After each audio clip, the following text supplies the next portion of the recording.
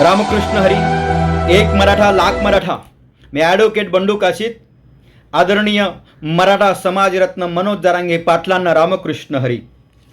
बंधूंनो, मनोज जरांगे पाटलांनी या गेंड्याच्या कातडीच्या सरकारला 2 जानेवारीपर्यंतची मुदत देऊन आमरण उपोषण पाठीमागे घेतलं. पण बंधूंनो, 2 जानेवारीपर्यंत जर मराठा समाजाला आरक्षण दिलं नाही तर पुढे काय, हा भेडसावणारा प्रश्न आज मला या ठिकाणी त्रास देतोय. बंधू आणि भगिनींनो, 2 जानेवारीपर्यंत जर आपल्या मराठा समाजाला आरक्षण मिळालं नाही तर मी मनोज जरांगे पाटील साहेबांना विनंती वजा सूचना करू शकतो. मनोज जरांगे पाटील साहेब, यापुढे आमरण उपोषण करायचं नाही. यापुढे पुढाऱ्यांना गावबंदी करायचं नाही. यापुढे रास्ता रोको करायचं नाही. त्यांना ठासून सांगा, मराठा समाजाच्या युवकांना सांगा, अरे मराठ्यांचं साम्राज्य अटकपासून कटकपर्यंत होतं आणि बंगालपासून कच्छपर्यंत होतं. या ठिकाणी मराठीशाही होती, संपूर्ण देशावर मराठीशाही होती. त्या मराठ्यांना आज आरक्षणासाठी आत्महत्या कराव्या लागत असतील, त्या मराठ्यांना जर रस्त्यावर उतरावं लागेल, संघर्ष करावा लागत असेल, त्याच मराठ्यांच्या पुढाऱ्यांना नेत्यांना सांगावं लागत असेल, आलो तर तुझा नाही तर समाजाचा, आणि बायकोला सांगावं लागत असेल, कुंकू पुसण्याची तयारी ठेव, असं सांगायची वेळ जर माझ्या मराठा समाजावर येत असेल तर अशा प्रकारची लोकशाही आम्हाला नको आहे, असं ठासून सांगा. जरांगे पाटील साहेब हे कायद्याची भाषा करतात, आपल्याला न्यायालयाची भाषा करतात. त्यांना ठासून सांगा, ज्या दिवशी सर्वोच्च न्यायालयाचे न्यायमूर्ती रंजन गोगोई साहेब यांनी पार्लमेंटमध्ये जाऊन राज्यसभेच्या खासदारकीची शपथ घेतली, त्याच दिवशी या भारत देशातील लोकांचा लोकशाहीवरचा आणि न्यायव्यवस्थेवरचा विश्वास उडालेला आहे. त्यांना ठासून सांगा. त्यांना सांगा, ज्या वेळा तुम्ही पहाटेचा शपथविधी घेतला त्याच दिवशी या देशातील लोकांचा लोकशाहीवरचा विश्वास उडालेला, हे त्यांना सांगा. आणि त्यांना ठासून हेही सांगा, ज्या दिवशी महाराष्ट्रातील 40 आमदार गुजरात मार्गे गुवाहाटीला गेले, त्याच दिवशी या देशातील लोकांचा लोकशाहीवरचा विश्वास उडालेला आहे.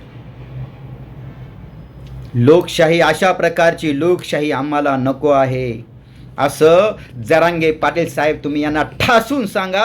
आणि या सरकारच्या मध्ये असणाऱ्या त्या आमदारांना सांगा, मराठा समाजाच्या आमदारांना सांगा, 2 तारखेपर्यंत जर आरक्षण मराठा समाजाला मिळालं नाही तर 3 तारखेला या मराठा समाजाचे जेवढे आमदार आहेत, जेवढे खासदार आहेत, त्यांनी त्यांच्या पदाचा राजीनामा द्यायचा.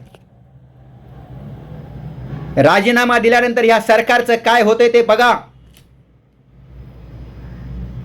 5 मिनिटांमध्ये हे सरकार ढासळल्याशिवाय राहणार नाही.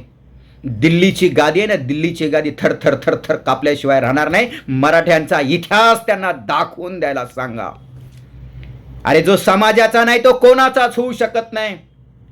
डॉक्टर बाबासाहेब आंबेडकरांनी स्वतःचा विचार न करता समाजाचा विचार केला म्हणून ते विश्वरत्न झाले. स्वतःपेक्षा जो समाजाला किंमत देतो तो समाज त्या नेत्याला किंमत देतो. या मराठा समाजाच्या नेत्यांना ठासून सांगा, जर तुम्हाला मराठा समाजाच्या लोकांसाठी करता येत नसेल तर मराठा समाजाच्या नावाखाली तुम्ही समाजाकडून कोणत्याही प्रकारची अपेक्षा करू नका, असं त्यांना ठासून सांगा. आणि मनोज जरांगे पाटील साहेब तुम्हाला सांगतो, जे मराठा समाजाचे नेते असतील, जे आमदार असतील, त्यांनी जर राजीनामा दिला नाही तर यापुढे असं आंदोलन आपल्याला उभारावं लागेल की या मराठा समाजाचे जे नेते आता आपल्याला मदत करणार नाहीत त्यांना निवडणुकीला उभाच राहता आलं नाही पाहिजे. त्यांना निवडणूक लढवण्यापासून बंदी आणूया. आपण अशा प्रकारचं आंदोलन उभा करूया की हा निवडणुकीचा फॉर्म भरायला पोचलेच नाही पाहिजेत.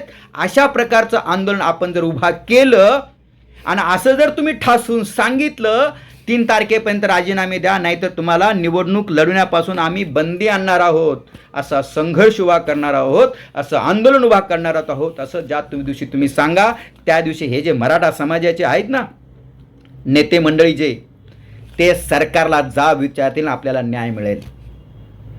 म्हणून बंधू आणि भगिनींनो, मराठा समाजाचं साम्राज्य ह्या अटकपासून कटकपर्यंत होतं आणि बंगालपासून कच्छपर्यंत होतं, ही जाणीव तुमच्यामध्ये असू द्या. आपण क्षत्रिय आहोत, लढणं आपला धर्म आहे. उपोषण करणं वगैरे ह्या गोष्टी लोकशाहीमध्ये ठीक आहेत, परंतु आपली लोकशाही यांना मान्य नाही. यांना आपली दंडुकेशाही, यांना आपली मराठेशाही, यांना आपली शिवशाही दाखवूया. यासाठी आपण लढूया. आणि या मराठा समाजाच्या नेत्यांना सांगा, 3 तारखेला तुम्ही 2 तारखेला जर आम्हाला आरक्षण दिलं नाही तर 3 तारखेला तुम्ही सर्वांनी राजीनामे द्यायचे.